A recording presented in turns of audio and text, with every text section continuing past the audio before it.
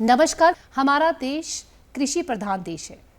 फसलों के साथ साथ हमारा देश जो है फलों के उत्पादन में भी अग्रणी है। फलों के राजा आम। फलों के राजा को आम क्यों कहा जाता है? जी हाँ, आज मैं जो आपसे बात कर रही हूँ, आज का हमारा विषय है आम और नींबू की फलों में रोग प्रबंधन। इस विषय पर चर्चा करने के लिए आज हमारे साथ स्टूडियो में उपस्थित हैं डॉक्टर HR गौतम, जो कि professor and head of department हैं plant pathology, YS Parmar university. Sir, आपका हमारे इस कार्यक्रम में स्वागत है। नमस्कार। जैसे कि सर मैंने अभी बोला कि फलों का राजा आम। हाँ जी। हम फलों के राजा जो है आम को ही फलों का राजा क्यों कहते हैं? ये तो एक जो लोगों की चॉइस होती है खाने में, टेस्ट में, और उसकी वजह से जो अधिकतर लोगों को इसकी फ्लेवर और उसकी वजह से, लोगों की पसंद की वजह से इसको ये चुनिंदा स्थान मिला है। लेकिन दूसरी बात इसमें भारत के लिए गौरव की बात ये है कि इसका जो ओरिजिन है, हर एक फल का एक ओरिजिन होता है। तो जो आम का ओरिजिन है, क्योंकि इसको हम मैंजीफेरा इंडिका कहते हैं, तो इसका ओरिजिन भी भारत में है इस फल का। और दूसरे जो इसका, जैसे हम और एक बहुत अच्छी मैं बात ये, क्योंकि आज हम फल पे बात कर रहे हैं, तो हमारे देश में जो अनाज के उत्पादन से ज़्यादा सब्जियों और फलों का उत्पादन आज के दिन में हो रहा है, और वो पिछले 5-6 सालों से है। और इसमें ये 2-3 फल बहुत महत्वपूर्ण है, जिसमें केला है, नींबू प्रजातीय फल है, और ये आम है। और आम का जो हमारे देश से अधिकतर विदेशों को जो है निर्यात भी होता है। निर्यात भी हो रहा है। तो मैंने सोचा कि आम के बारे में ये सारी चीज़ें अपने किसान भाइयों को बता दें। बहुत है। जैसे कि सर आपने बताया कि हमारा सब्जी और जो है हम फलों का उत्पादन कर रहे हैं, और वो फसलों से ज़्यादा है। हाँ जी, हाँ जी। अगर हम हिमाचल प्रदेश, अपने प्रदेश की बात करें, तो हिमाचल प्रदेश को जो है सेब का राज्य कहा जाता है। हाँ जी। अब सेब के साथ साथ जो है हमारा राज्य और भी जो फ्रूट्स को जो है प्रोड्यूस कर रहा है। हाँ जी। तो अगर हम आम और नींबू की बात करें तो इसका कितना बड़ा रोल है? आम और जो नींबू प्रजातीय फलों का बहुत ज़्यादा महत्व है, क्योंकि हमारे प्रदेश में 2 लाख से अधिक, 2,25,000 के करीब जो है फलों की खेती होती है। जो सेब की खेती है वो 1,20,000 के करीब होती है। लेकिन जो सेब से हमें 4,000 करोड़ से अधिक का जो है प्रदेश को उससे आय होती है, जो हाँ जी, जो सेब का उत्पादन होता है। तो जो बाकी एरिया है वो भी करीब 1 लाख हेक्टेयर के है, लेकिन उससे हमें उतना जो है इनकम जो है वो नहीं हो पाती है। तो इन 1 लाख में जो कोई 55 से 60 हज़ार हेक्टेयर के करीब जो है नींबू प्रजातीय फल और आम का जो उत्पादन जो है हमारे प्रदेश के 7 से 8 जिलों में होता है। हाँ जी।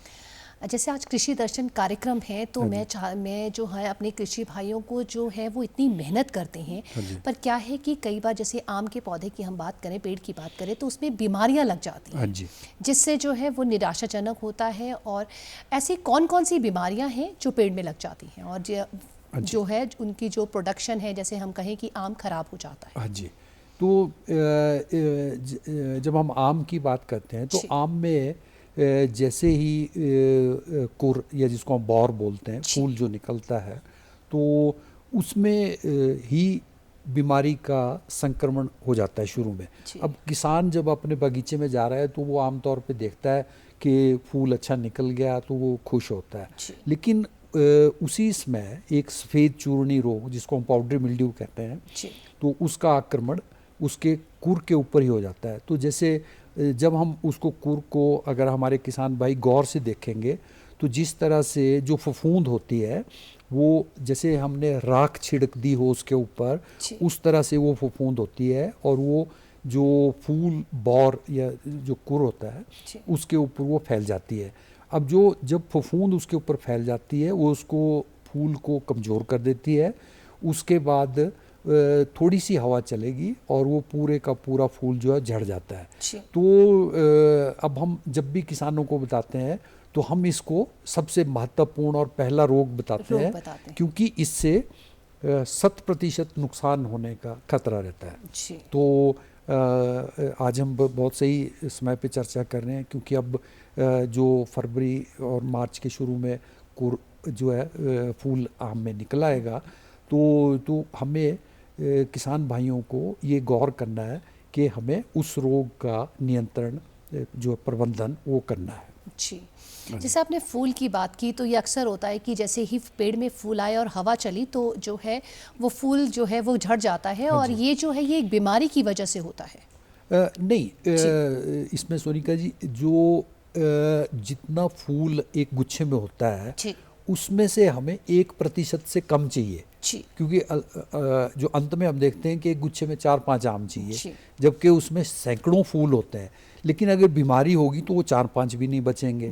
तो हमें उन 4-5 को बचाने के लिए और जो कुर है वो स्वस्थ रहे, तो उसके लिए फिर मैं किसान भाइयों को बताना चाहता हूँ कि उसमें एक कैराथिन दवाई आती है, एक कैलिक्सन दवाई आती है, एक वेटेबल सल्फर के नाम से दवाई आती है।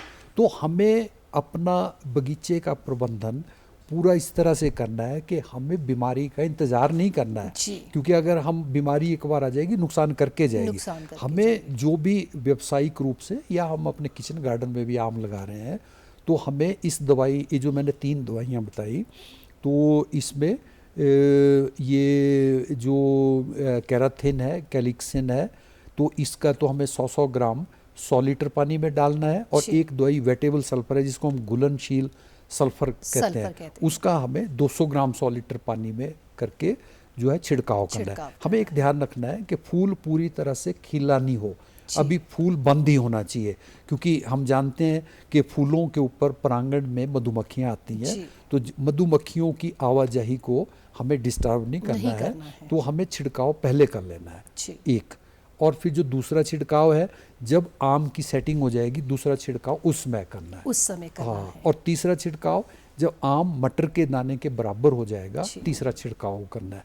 तो 2 छिड़काव बहुत महत्वपूर्ण है, और तीसरा फिर उस स्थिति देख के अगर आवश्यकता है तो कर लें। जी, कि किस तरीके से आपने बताया कि 3 स्प्रे करनी है और किस तरीके से छिड़काव को ध्यान में रखना है, ताकि वही बात है कि हमें बीमारी को पनपने नहीं देना है, पहले ही उसका जो है निदान कर लेना है। अगर आम की जैसे हम बात करें तो आम की प्रोडक्शन को कैसे बढ़ाया जा सकता है? किसान जो है वो चाहता है कि मैं इतनी मेहनत कर रहा हूँ तो मेरी प्रोडक्शन तो बढ़े, तो उसके लिए किन बातों का विशेष ध्यान रखना है? देखो, प्रदेश में अभी आजकल बहुत अच्छा है कि हमारे एक शिवा प्रोजेक्ट के नाम से, जो शिवा एक एक्रोनिम है, तो वो एक जो सब ट्रॉपिकल फ्रूट्स के इसमें नींबू प्रजातीय फल, अमरूद, आम और ऐसे जैसे सारे फलों को जो निचले 6-7 जिलों में बढ़ावा देने के लिए तो इस प्रोजेक्ट को लगाया जा रहा है। तो एक तो हमें आम की अच्छी प्रजातियां लगानी है और उनका सही जो वैरायटीज़ हैं वो लगें, और वैरायटीज़ लगाते समय फिर हमें ये देखना है कि ये जो बीमारियां, जैसे हमने एक बीमारी का जिक्र कर लिया, तो उसी तरह से फिर उसमें दूसरी बीमारियां जैसे गुच्छा रोग आता है, उसमें वो भी कुर को भी प्रभावित करती है और पत्तों को भी। तो उसमें पत्तियां जो हैं वो घास की तरह हो जाएंगी, पत्तियां नॉर्मल ऐसी नहीं रहेंगी, पत्तियां जैसे होती हैं घास की तरह टेपरिंग टाइप हो जाएंगी, और वो जैसे झाड़ू होता है तो पत्तियां जो है झाड़ू के आकार की पतली पतली होके वैसे हो जाएंगी। और जो कुर है, वो कुर जो फूल है वो मोटा हो जाएगा और वो इनफर्टाइल हो जाएगा, उसमें फल नहीं लगेंगे। और उस तरह का जो जिसको हम माल फॉर्मेशन इंग्लिश में कहते हैं कुर की, तो अगर वो कुर वैसा हो जाएगा तो उसमें फल नहीं लगेगा, और उस तरह का जो माल फॉर्म्ड जो फूल हैं वो बहुत दिनों तक, 2-4 महीने आगे तक वो उसी तरह से रहेंगे। तो वो भी एक महत्वपूर्ण रोग है। तो उस रोग में भी मैं किसान भाइयों को ये बताना चाहता हूँ कि उसमें भी कुर निकलने से पहले ही हमें पोटाशियम मेटाबाइसल्फाइड नाम की एक दवाई आती है, उसका हमें 120 ग्राम जो है वो 200 लीटर पानी में या 60 ग्राम 100 लीटर पानी में घोल बना के जो है उसका जो है हमें छिड़काव करना, पोटाशियम मेटाबाइसल्फाइड दवाई का। जी हाँ जी, ये तो आपने हमें बताया कि किस तरह से वो जो इसकी प्रोडक्शन को बढ़ाया जा सकता हाँ है। जी। अब कई बार क्या है कि जब हम आम का जो फल है उसे तोड़ते हाँ हैं जी। तो उसकी गुणवत्ता कैसे बनाई जा सकती है, उसको कैसे प्रोटेक्ट रखा जा सकता है हाँ जी। ताकि जो है उसका वही बात आ गई कि उसको अच्छा उसका दाम मिले, तो हाँ वो जी। कैसे बनाया जा सकता है? ये बहुत अच्छा प्रश्न है। हमारा जो आम है जी तो जो आम जो है प्लेन से आता है, यूपी और हमारे दक्षिण भारतीय राज्यों से, वो आम मई जून में आ जाता है। जो जी। हमारा आम है हिमाचल में वो जून के एंड में और जुलाई में और अगस्त तक थोड़ा सा चलता रहता है। और उसमें हम अक्सर ये देखते हैं कि आम के ऊपर जो गुणवत्ता वाला प्रश्न है जी वो आम के ऊपर काले धब्बे जी से नजर आने शुरू हो नज़र आ जाते हैं। जाते हैं। अब स्वाभाविक तौर पे जब हम उस आम को बेचने जाएंगे तो हमें उतने पूरी तरह से उसकी दाम नहीं मिलेगा। हाँ, तो उसको हम एक सूटी मोल्ड बीमारी के नाम से उसको कहते हैं। तो ये बीमारी जो है पत्तों पे भी आती है। जो फफूंद है वो पत्तों के ऊपर भी उसी तरह की काली फफूंद जो है वो पत्तों के ऊपर भी फैल जाएगी जी। और फलों के ऊपर भी फैल जाएगी। अब वो जो पत्तों के ऊपर फैलेगी तो जो हमारी फोटोसिंथेसिस जिससे कि जो पौधा है खाना अपना बनाएगा खाना जिससे, बनाता है जी। तो वो प्रभावित होगा और फलों की गुणवत्ता भी प्रभावित खराब होगी। होगी। तो हमें क्योंकि हमारा फल जो है उस टाइम बरसात शुरू हो जाती है प्रदेश के अंदर, तो हमें एक वेटेबल सल्फर दवाई जो मैंने पहले भी जिक्र किया पाउडरी मिल्ड्यू रोग के लिए, तो उसका जो है 200 ग्राम का 100 लीटर पानी में घोल बना के जो है वो छिड़काव जो है आम के उसके ऊपर कर देना है। हाँ ताकि जी। उसमें जो है वो दाग ना पड़े हाँ, और फिर उससे वो बचा जा सकता है। फफूंद नहीं आएगी। लेकिन जो पत्तों पे आता है उसमें एक जो एक उसमें तेला करके कीड़ा भी आता है, जी। तो उसके ऊपर ये फफूंद जो है अधिक पनपती है। पनपती है। वो तेला जो है वो एक लिक्विड तेल की तरह, एक शहद की तरह मीठा पदार्थ होता है जो वो इंसेक्ट जो है वो छोड़ता है। वो पत्तों के ऊपर भी वो छोड़ता है और वो तो इस बीमारी के समाधान के लिए, प्रबंधन के लिए उस कीड़े को रोकना भी जरूरी है। बहुत तो ज़्यादा उसका ज़रूरी है। प्रबंधन जो है वो हमें जिस समय कुर आता है आम जी। का उसी समय उसका भी प्रबंधन करना है। तो उसके लिए हमारे पास स्प्रेस ड्यूल जो है, जो उद्यान विभाग का जो वेबसाइट है जी। ई उद्यान, जी। उस पे हमने डाल रखा है। तो उसमें हिंदी में भी है, इंग्लिश में भी इंग्लिश है। में तो भी है। किसान भाई उसको अपने फ़ोन पे भी देख सकते हैं और उससे जो है हाँ मदद जी, ले सकते हाँ हैं। जी, हाँ जी। ये अभी अब तक हमने आम के बारे में बात की। हाँ जी। अब मैं नींबू की अगर प्रोडक्शन की बात करूं तो हिमाचल प्रदेश से ही मैं स्टार्ट करती हूँ कि हिमाचल प्रदेश में नींबू की प्रोडक्शन कितनी है और उसको कैसे बढ़ाया जा सकता है? हाँ जी। तो ये जो नींबू प्रजातीय फल है जी। तो इसमें जैसे इसमें हमारे कुछ पिछले सालों में जो इसके अंतर्गत एरिया आता है वो कम हुआ है। जी। लेकिन मुझे ये जो शिवा प्रोजेक्ट है इसे बहुत आशाएं हैं, क्योंकि हमने अपने फ़ोटोज़ में भी दिखाया है एक फ़ोटो। तो उसमें हमने नींबू प्रजातीय फल जिसमें माल्टा और मौसमी वगैरह इस तरह के और जो संतरा होता है जी। उस तरह की काफ़ी खेती हो रही है। और जैसे किसान भाई हमारे जानते हैं कि क्लस्टर्स में 1 हेक्टेयर से लेकर 5-5 हेक्टेयर तक के बगीचे जो हैं पूरे वैज्ञानिक ढंग से इस प्रोजेक्ट में लगे हुए हैं। हाँ जी। तो लेकिन उनमें भी हमें उत्पादन अच्छा लेना है, तो उसके लिए इसमें सबसे एक महत्वपूर्ण बीमारी आती है कॉलर रॉट करके। तो कॉलर रॉट जो बीमारी होती है, जब हमें बगीचे में एक तो जब हम बगीचा करें तो हमें सिंचाई की आवश्यकता तो होती है, और हमें ये भी गौर करना है कि नींबू प्रजातीय फलों और आम के तुलना में आम के नींबू प्रजातीय फलों में सिंचाई और खादों का जो उपयोग है वो अधिक होता है। क्योंकि आम तो हम देखते थे पुराने समय में सड़कों के किनारे जो थे जो आम थे वो ऐसे उगते रहते थे। तो लेकिन नींबू प्रजातीय फलों में जो बीमारियों से ग्रसित होने का एक ये भी कारण है कि ये पौधा सेंसिटिव होता है। इसकी जड़ें जो होती हैं सतही तरफ होती हैं, बहुत डीप नहीं होती हैं। तो उसमें जो मैंने अभी कॉलर रॉट बीमारी का जिक्र करा था, वो एक फफूंद से फाइटोथोरा नाम की फफूंद होती है, उससे आता है। वो क्या करता है, जो फीडर रूट्स होती हैं उस पे ये फफूंद आक्रमण करता है, और उससे क्या होगा पौधा, और ये रोग फीडर रूट से ऊपर की तरफ को बढ़ता है और तने की बाद में छाल फट जाती है जी। और पौधा जो है सूख जाता है। सूख जाता है। ऊपर जो है पत्ते जो हैं वो उसमें अपना हरा रंग खो देंगे और वो जो है पौधा जो है सूख जाएगा। सूख जाएगा। हाँ जी। और कौन कौन सी ऐसी समस्याएं हैं और कौन कौन सी बीमारियां हैं जो नींबू के जो है उसमें लगती हैं? हाँ जी। तो एक तो हमने ये जिक्र कर लिया इसको, तो इसमें हम किसानों को ये भी बता दें कि वो एक रिडोमिल दवाई आती है, जी। तो उसका वो घोल बना के और उसका जो है वो ड्रेंचिंग कर सकते हैं। और एक बोर्डो मिक्सचर करके दवाई आती है, उसका पेस्ट बना के जो प्रभावित तना है जहाँ वो छाल फट रही है उसके ऊपर थोड़ा स्क्रैप करके जो सूखी हुई छाल को निकाल के उसके ऊपर वो कर दें। अब जैसे आपने दूसरे उसकी रोगों की बात की, तो उसमें हमारे पास एक महत्वपूर्ण रोग कैंकर रोग आता है। ये रोग नर्सरी से शुरू हो जाता है और बाद में भी आता है। तो इसके हमने लक्षण जैसे हमने दिखाए हैं कि इसके लक्षण पत्तों पे भी आते हैं और टहनियों पे भी आते हैं और फलों पे भी आते हैं। तो और ये रोग जो है जैसे बरसात आती है तो पानी के जो जैसे बारिश की बूंदें पड़ेंगी उसके साथ ये रोग जो है तेजी से बगीचे में सारे में फैल जाता है। हाँ जी। जैसे सर आपने अभी नर्सरी के बारे में बात की, तो जो नर्सरी जैसे कि हम कह रहे हैं कि हम हिमाचल प्रदेश को है जो है फलों का राज्य बनाना चाहते हैं। हाँ जी। तो फलों का राज्य हम तब बना पाएंगे जब हम जो है एक अच्छी जो है नर्सरी तैयार कर पाएंगे। हाँ जी, हाँ जी। और नर्सरी तैयार करनी, अगर हमें एक बगीचा तैयार करना है तो उसके लिए जो है नर्सरी का बहुत इम्पॉर्टेंट है। थोड़ा सा मैं उसके बारे में जानना चाहूँगी कि उसको कैसे हम जो है बहुत अच्छा बना सकते हैं ताकि जो है आगे जाके वो पौधा फले फूले और अच्छा फल मिले। हाँ जी।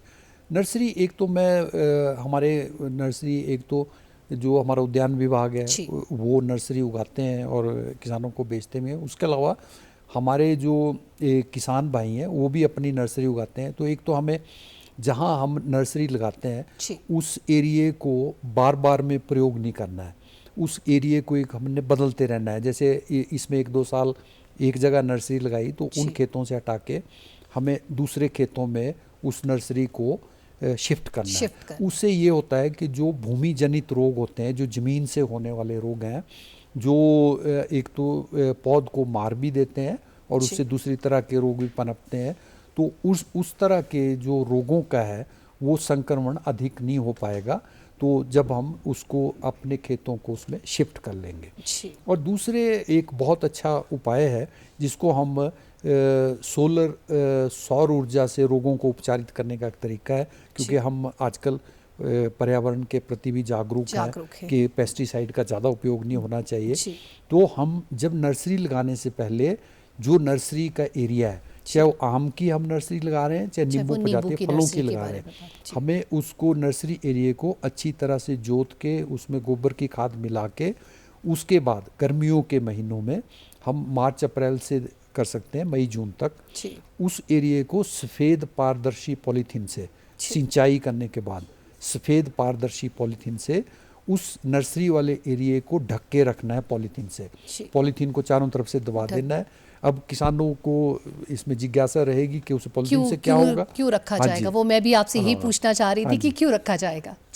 जब हम पॉलीथीन बिछाते हैं तो भूमि का जो तापमान है वो बढ़ जाता है। जो पॉलीथीन है सफ़ेद पारदर्शी, दूसरे कलर नहीं होनी चाहिए, तो वो जो सौर ऊर्जा को संचित करती है। और अगर बाहर का तापमान हम मान ले 35 डिग्री सेल्सियस है तो पॉलीथीन बिछाने से मई जून के महीने में 8 से 10 डिग्री सेल्सियस तापमान ज़मीन का बढ़ जाता है। और without any application of pesticide, किसी पेस्टिसाइड के उपयोग के बिना जो है वो सौर ऊर्जा द्वारा वो जो हानिकारक फफूंद बैक्टीरिया और इवन जो खरपतवार होते हैं उसके बीज भी 70 से 80% उस सौर ऊर्जा के प्रभाव से मर जाते हैं। और इस तकनीक में केमिकल पेस्टिसाइड्स के तुलना में सिर्फ 25% कॉस्ट लगती है। हाँ जी।